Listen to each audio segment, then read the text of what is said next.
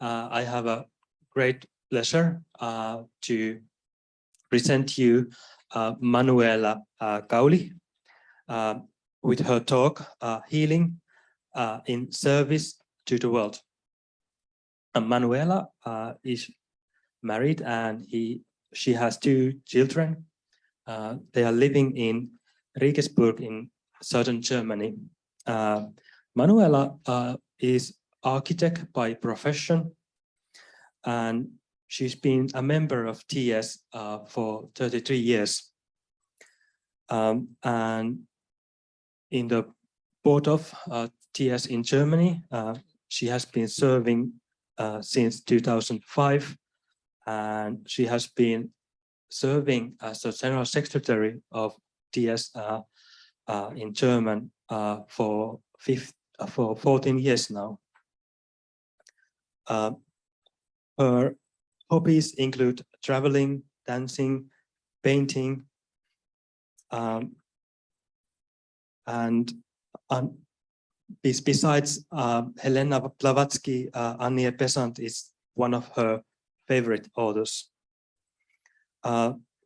This talk of hers is inspired by a book called The Universal Healing Field by Dr. Peter Michel. And I'll give the space for you, Manuela. Thank you. Thank you, Janne. Hello, everybody. It's a pleasure for me to be here in front of you, to be invited to speak to you, to give a talk. And it's so nice that so many people are here to hear my talk, what I like to tell you. The motto of the Congress is healing oneself, healing the world. And I would subtitle it like Janne already said, healing in service to the world. So you see, oh, I can tell you. You see, I would like to define first what is disease, what is health in my eyes, and then healing oneself, what heals, when and how does healing happen? Are there any conditions? Then healing the world, the field, the unity of all being, and brotherhood and service. Okay, so let's go. Each and every one of us develops, unfolds. We have to free ourselves from attachments, from conditioning, stressful memories and constraints. We need harmony, inner and outer peace. So let us define, in my context, what is disease. Disease is a disorder in the system, physically, mentally, spiritually. Man has fallen out of the greater order of life. You see here, Dr. Edward Bach, he says, and I quote, "Illness is neither vindictive nor cruel, but a means to point out our mistakes and to protect us from falling into greater error or to cause greater harm. The body reflects the true causes of illness, things like fear, indecision, doubt, etc. So the body communicates with us through diseases. However, and unfortunately, most of us no longer understand what the disease or our body wants to tell us. So what is health? Health, in contrary, is inner order. To be healthy means to be in one's power, to rest in oneself. Problems are mere challenges, neither burdens nor punishment, but just that, things or situations to be solved. Joy is an important aspect of this. According to René Bonanomi, a well-known healer from Switzerland, and it's a pity to tell you she died in June. It's a pity for me, especially because I want you to get in contact with her personally. Well, every human being is perfect on subtler and higher levels, she claims. And she also claims those who are conscious do not get sick. Those of my discussion group know this already. A person does not get sick to suffer, but to recognize, she says. That means, in reverse, a healthy person is capable of cognition. He or she learns voluntarily and therefore does not need to get sick. It's important. Here we don't consider cases that advanced people are able to take on suffering on other people. So all these or those who are sick might be somebody to wear the karma of other people. This is very important not to forget. Healing oneself. What heals? Dr. Edward Bach describes that certain plants correspond to human emotions and moods. You see here a Curlian photograph of plants. Their vibrations can positively influence or even heal negative states of mind, such as anger, fear, or insecurity. Here, Curlian photos of flowers, a sunflower and a garden pansy. You see the aura, you could say, but I think this is the energetic field.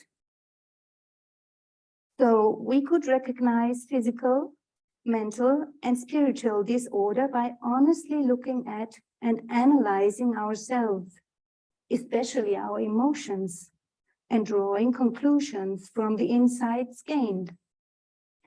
Analyzing negative emotions in particular is helpful. Psychoneuroimmunology investigations have shown that there is an indisputable link between thoughts, emotions, and physical states. That's why it is important how we feel or what we think. Another photo, Curlian photo. Dawson Church, scientist and author, writes in his book, The New Medicine of Consciousness, our emotions and behavior shape our brains by stimulating the emergence of nerve connections that either reinforce old patterns or initiate new ones. Therefore, the thoughts we think reinforce the flow of information along our nerve pathways. I think this is very important to know or to get to know because we see it is like the ancient wisdom told us already. Yes, this is the proof now. This is important to keep in mind because it can cause or worsen illness. Our thoughts can cause or worsen illness, but we can also influence our recovery through thoughts. Annie Besant says in her wonderful book, Thought Power is Control and Culture, many of us will know it, when we come into touch with one whose thoughts are lofty, his thought vibrations playing on us arouse vibrations of such matter in our mental bodies as is capable of responding. And these vibrations disturb and even shake out some of that which is too coarse to vibrate at his higher rate or activity. This is exactly how a healer can stimulate healing. A healer's high vibration can restore a weakened body to a harmonious state and thus trigger healing. You all know this picture, I am sure. Human aura, the astral body made visible with Curlian photography. And as Arthur Powell writes in his book, Mental Body, a knowledge of these facts, the mental body, should make us conscious of the enormous power placed in our hands, that there are many cases where we may not be able to do anything for a man on the physical plane. The man's mental or astral bodies, however, can be affected, and they are frequently more easily impressible than his physical body. Hence, it is always open to us to affect his mental or astral body by helpful thought, affectionate feeling, etc. The laws of thought being what they are, it is certain that results must accrue. There is no possibility of failure, even though no obvious consequence may follow on the physical plane. Good. She says, okay, so you may believe him. It's so important what we think. You see some thought forms from Leadbeater. I'm sure everybody knows, but you may see it's for me, it is so important to see there is something very straight, something radiating, and something who doesn't know what to do or to crackle in that way. Yes, and the more we realize how beneficial our thoughts can be, the sooner we can also recognize and experience the wonderful service of the angels and devas for man and nature. Of course, Jeffrey Hodson, Dora Kunz, and Flower Newhouse have written extensively on this subject. The work is also an indication of an existing healing field. Here you see an angel in action. Praying with deep empathy may also be a connection with those in need, including ourselves. We create our personal reality consciously and unconsciously with our thoughts, feelings, and actions. We ourselves create our field for illness or health. Therefore, we also have to live with the consequences. This makes it all the more important to go into silence or meditation to reflect on one's situation in life. And it may help us to take important decisions. Here, we do not consider the aspect of karma. Please think about that, which is a great one, of course. Yeah, but karma is another aspect. René Bonanomi also gives us an important clue to help us reflect. She says, the ego turns against the tide and fights. The ego turns against the tide and fights, while the true self, the higher self, vibrates in accordance with all laws and lives in harmonious unity. So this is very important to difference.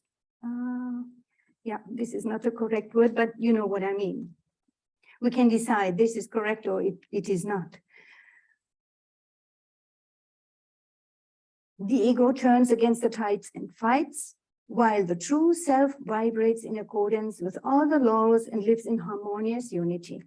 Therefore, in healing, it is crucial to recognize the bonds that keep the true self, the immortal individual, away from its very essence. One could summarize by saying, take your life in your own hands. Do not bemoan. Do not resist what is. Act and where positive. Act where possible and accept where necessary. Dr. Peter Michel, philosopher and author, explains, I think I have a picture. Yes, this is Peter Michel and his wife, Katharina. She's also doctor. Both have written this book, Universal Healing Field. I quote sometimes. Suffering leads to self-reflection, to a new interiority. The goal of life is therefore to overcome suffering and find true freedom. Many mystics of all traditions had similar ideas, which are not only about curing one's own illness, but about the salvation of the world in service to the world. As per the motto, everything is connected to everything. Heal yourself and you will heal the world. Our motto. Prerequisites for healing are love, compassion, forgiveness, humility, devotion. These lead to service to others. For many, the desire to serve was the trigger for coming into contact with the healing field. So when and how does healing happen? Are there any conditions? According to Church, it doesn't seem to matter which belief system puts the healer in his state. no matter who he calls, angels, a master, or somebody else, all healers seem to tap into a universal frequency that brings about healing. Consciousness is the real force that heals. Consciousness, here she is, here in front. Consciousness is the real force that heals for her. Krishnamurti once said, oh yeah, and please, listen, this is, for me, this is very, very important. Healing happens when a strong, healthy energy field meets a sick, disharmonious one, but that is ready for healing. Otherwise, it wouldn't do anything, which is ready for healing. This is a consequence, or this is very important, a condition. That means readiness is a prerequisite for real healing. The realization of what caused the disharmony and the corresponding restoration to balance or harmony. Renée Bonanomi becomes very concrete when she describes the healing process as follows. At that moment, I go to my highest state of purity. Then I treat. During the treatment, I do not go into what the other suffers from and whether the suffering can be resolved or not. I am anchored in myself and in the creative power. Divine light come down and flow through me, she asks. Then there is no longer any need to deal with the other, whether he gets well or not. End of quotation. For me, this is according to the motto, your will be done. And whether one is prepared or not, whether one likes to get healed or not. And of course, you see the picture here, a master's aura by C.W. Leadbeater, and I found another one here from Franz Wenzel, a German clairvoyant and painter, the aura of a spiritual developed person and a master's aura. The healer connects with the source, and healing happens when the person is ready for it, like we heard from Krishnamurti. Dora Kunz once said after a treatment that she could not have the patient permanently if they could not go off her anger against her mother-in-law. This was an example in her book. So the consciousness has to change, otherwise there can be no healing. And we go on with healing the world. We have heard everything is connected to everything. Heal yourself and you will heal the world. Each individual influences his life through his thoughts. Everyone influences their family, friends, etc. through their example. So let's look at the field. Larry Dossey writes in his book, Healing Beyond the Body, that one of the greatest,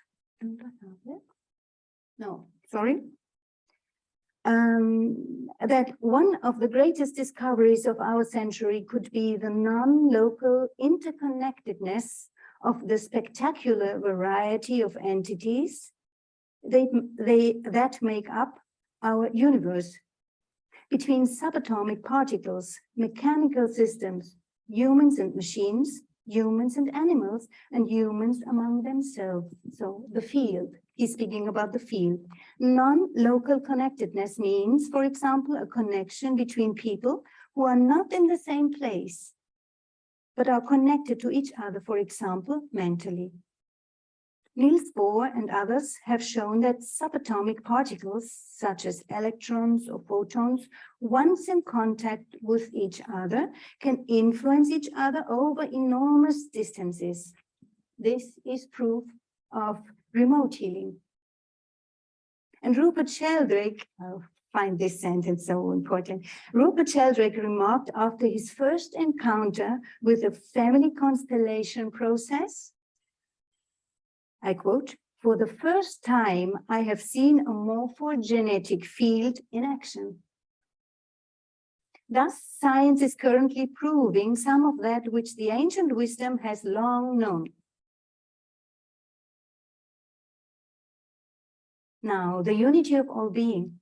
The spiritual leader, teacher Sant Kirpal Singh states, to recognize oneself as an all-conscious being is what the spiritual masters of all times and cultures recommend to us.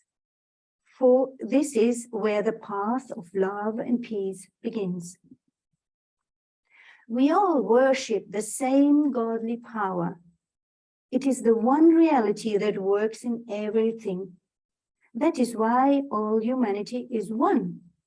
When we free ourselves from the attachment to mind and matter, we find that we are conscious beings, souls. This is Kim Dew's talk from the morning. In the talks on the path of occultism, I found an important statement by Annie Besant regarding unity consciousness. When the disciple passes through initiation, he begins to develop the Buddhic consciousness. He reaches a condition in which he may be described as full of the most perfect sympathy. Then his consciousness has become part of the life of the world. Now there is for him nothing which is outside or separate from himself. He identifies himself with the one great life. He is in all and with all. And I'm sure this is the state Renee Bonanomi spoke about when she said, you don't get sick when you are conscious. This high state. A person who is filled with the highest compassion is connected to everything. He feels all suffering as his suffering. He identifies with the sufferer, the person in need of help, in a high state of vibration in which there is no I and you. I am sure that the universal healing field is part of this consciousness, and that connecting with this field makes healing simply happen. This high, pure vibration can be transmitted to the sufferer or sick person, and spontaneous healing is possible. As Krishnamurti said, healing happens when a strong, healthy energy field meets a sick, disharmonious one that is ready for healing. And Krishnamurti goes even further. In a conversation with John White on what is enlightenment, he says with conviction that the few awakened ones who have realized this state of consciousness could influence the consciousness of all humanity. They could, but they don't. And I believe this is karma, ours and theirs. Now we come to brotherhood and service. This is how each one of us, each individual person can contribute. Theosophical teachings confirm the importance of human development from the me to the we, from the outer to the inner, from the material to the spiritual. One of the pillars of Theosophy is service, one step on the way to Buddhic consciousness and the duty of every Theosophist. We are all familiar with Annie Besant's mantra of hidden life, and I won't recite it therefore, but she said the following, I quote, it, the mantra of hidden life, sends forth successive waves of color, pulsing outwards from the speaker, if rhythmically intoned or chanted, whether by the outer or the inner voice, and if some thousands would send these out over successive area, we might create a very powerful atmosphere. This could be a healing one, or this is a healing one. Annie Besant's mantra, or hidden life, is an example of the flow of the universal healing field. It sends forth successive waves of color pulsing outwards from the speaker, if rhythmically intoned or chanted. We are all one, but we must consciously unite in love, affirm unity, live brotherhood. There are also service initiatives activating this morphogenetic, this universal healing field in the Theosophical Society currently. the healing prayer to the Devas offered by the Theosophical Order of Service. Charlie Romero's 2020 Worldwide Meditation Initiative, twice a day when Corona raged. Likewise, the World Peace Meditation, 4 times a day at the same time, circling the globe, that Esther Pokrant from Australia initiated in February. And this is how each one of us, each individual person can contribute, because many people united in the same intention create a powerful vibration, as Annie Besant advised. HPB wrote to the conventions in America, and there are, with this I will come to an end. In 1889, altruism is the keynote of Theosophy and the cure for all ills. This it is which the real founders of the Theosophical Society promote, as it is the first object, universal brotherhood. Altruism is the keynote of Theosophy and the cure for all ill.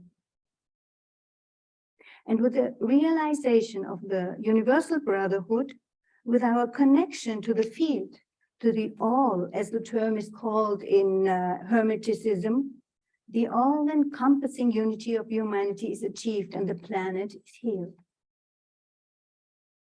Thank you very much. Thank you, Manuela, for this wonderful and very interesting talk.